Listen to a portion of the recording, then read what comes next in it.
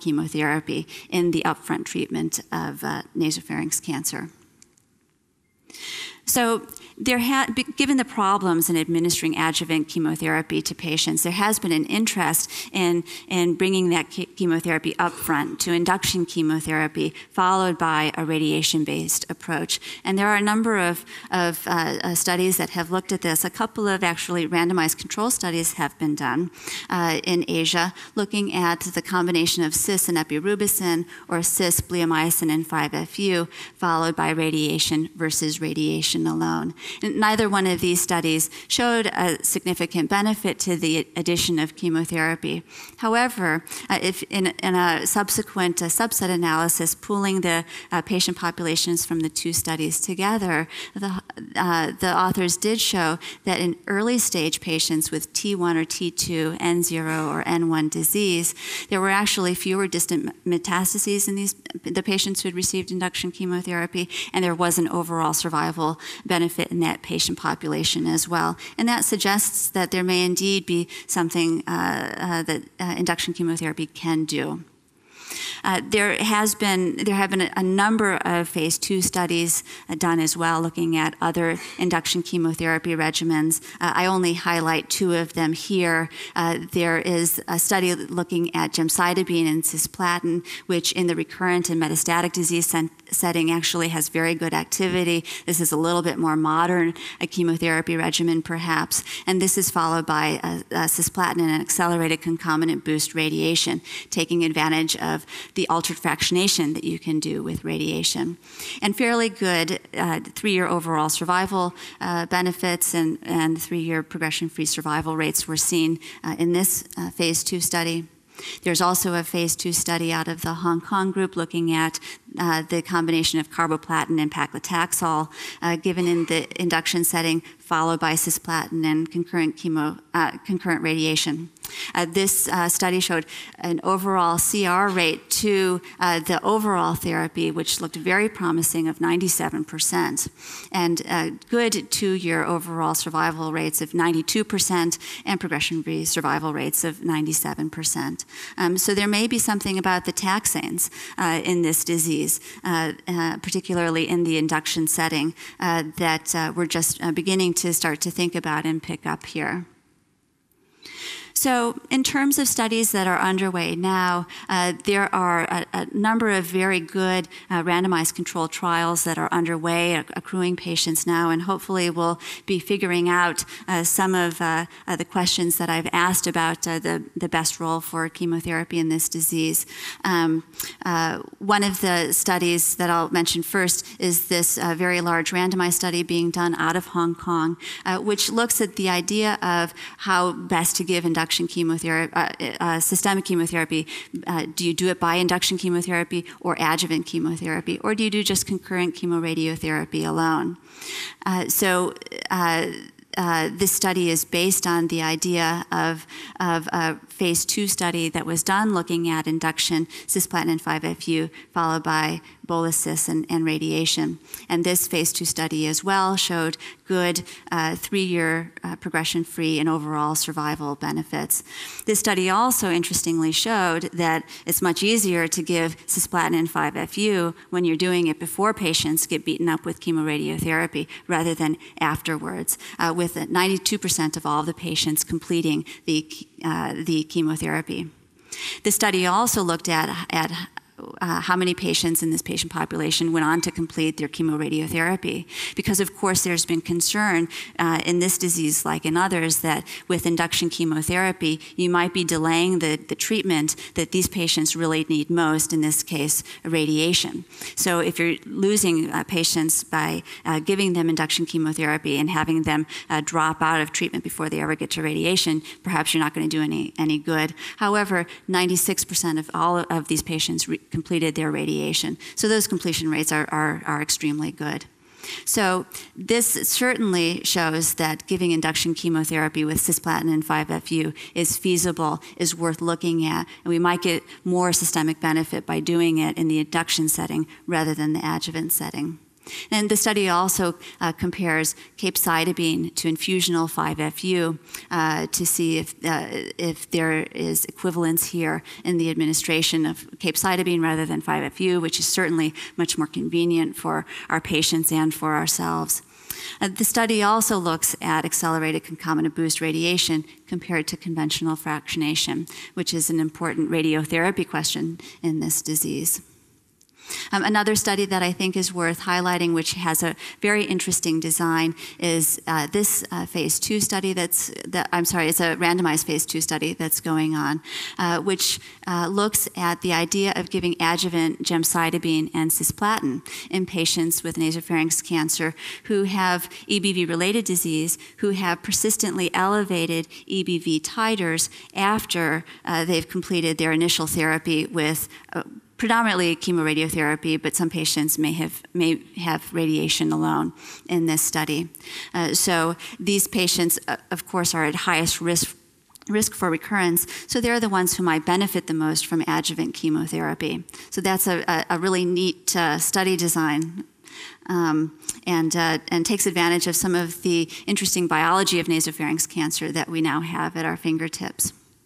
There's also another study worth mentioning in the US, the RTOG 0615 study.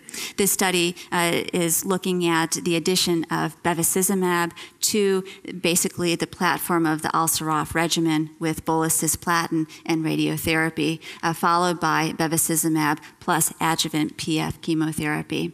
And this is one of the first studies, though not the first, that's incorporating targeted therapy in the upfront treatment of nasopharynx cancer. So there's certainly a lot to be done in that regard. Now, nasopharynx cancer, like other solid tumors, certainly has a number of molecular determinants that have been identified, and there are a number of targets that we know have prognostic import in this disease and that are also druggable targets. And so there are a number of studies that are looking at EGFR inhibitors. Several studies, such as with cetuximab, have already been done. The VEGF inhibitors are very interesting in this disease, as in many other solid tumors. Survivin is a potential target that can be a druggable target for future studies. And then also nasopharynx cancer has been shown to have overexpression of several of the cell cycle inhibitors, or CDKs, so that cell cycle inhibitors are a potential new targeted therapy that is just now being explored in nasopharynx cancer. And we're certainly going to have many more druggable targets identified in nasopharyngeal carcinoma coming up in the future, especially in this era of the high throughput screening assays that are now being done in head and neck cancer. But one thing that I think I'd like to just touch on before I finish up is the fact that we actually have kind of the perfect target already identified in nasopharynx cancer in terms of EBV for targeted therapy. In cases that are associated with EBV, the virus is found in every single cancer cell, and it's a foreign virus that expresses foreign proteins in the cancers. So it's the perfect target for cancer therapy in my mind. We don't have any EBV viral expression in any of our other tissues, so it's a very cancer-specific target. And we also know that EBV certainly does seem to be causal in this patient population. The EBV that's found in these tumors is clonal, and EBV has also been shown in nasopharyngeal carcinoma in situ, showing that it's a very early, that is involved in very early lesions. So as I said, I really think that EBV proteins represent an ideal non-self target for targeted therapy, particularly with cancer immunotherapy. And if you think about how cancer immunotherapy has evolved, there's been a lot of work done in prostate cancer and melanoma, but it's very difficult to find a cancer-specific target that is a non-self target. And we have it just waiting to be examined in nasopharynx cancer. It's not so straightforward and easy, however, because there has to be some way for the EBV-associated nasopharynx cancers to escape the patient's immune system and develop into cancer. So simply minor manipulations of the immune system probably aren't going to work. But if we can somehow figure out how to restore or supplement EBV immunity in these patients, we should, in theory, be able to come up with fairly effective treatment for these patients. And we do have a proof of principle that EBV-specific immunotherapy can work in cancer. There's actually been a great deal of work done in post-transplant lymphoproliferative disease, which is EBV-associated in the transplant population. The group out of Baylor, Cleona Rooney and Helen Heslop, have done the majority of this work. And basically, the model takes donor blood cells from if it's a solid tissue donor, from a solid tissue transplant from the donor, or you can do it from a patient who's had an autologous transplant as well. And you infect the PBMCs with EBV. That will give you an immortalized B cell population called LCLs. And then you can use this immortalized B cell population that's infected with EBV, expressing a wide array of EBV proteins on its surface, and stimulate more donor PBMCs to get ultimately a highly concentrated T cell product of cytotoxic T cells that are EBV specific. So Rooney and her colleagues at Baylor have done this as prophylactic treatment for patients at high risk for PTLD, which you can identify now by increasing EBV viral titers, and they've shown an excellent success rate in terms of prophylactic treatment. They've also shown that in established PTLD with EBV-specific immunotherapy, you can get responses as well. So in this seminal paper that was published in Blood as well, I think in 1999, 4 or 5 patients who were treated had clinical responses to EBV-specific disease. So there certainly is a proof of principle there. And Rooney's colleagues have also looked at EBV-specific immunotherapy in nasopharynx cancer. So they've treated a number of different patients, and it's somewhat difficult to extrapolate too much out of these very early studies, which are really pilot phase 1 studies. There were a number of patients who were treated in remission, who stayed in remission. That sounds nice, but it's hard to know what to make of it.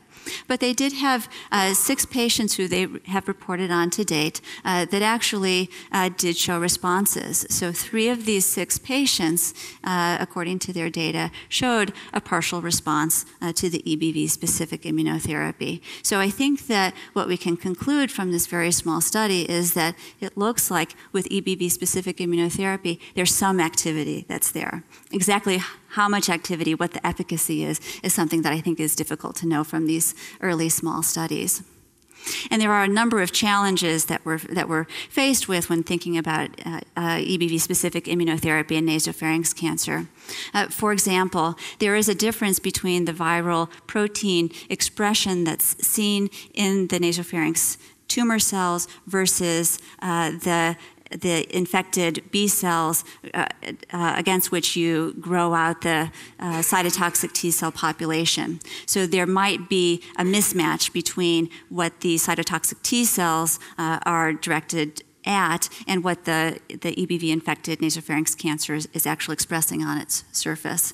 We also don't expect that these mature T cells are going to stay in these patients for a while. Longevity probably is going to be a problem here. And particularly, it could be a problem in the NPC host who really isn't immunocompromised nearly in the same way that the patients who get PTLD are. So it may be that you can get much greater lifetime out of the CTLs in the patients who are severely immunocompromised that you can't get in patients who have a more normal immune system with nasopharynx cancer.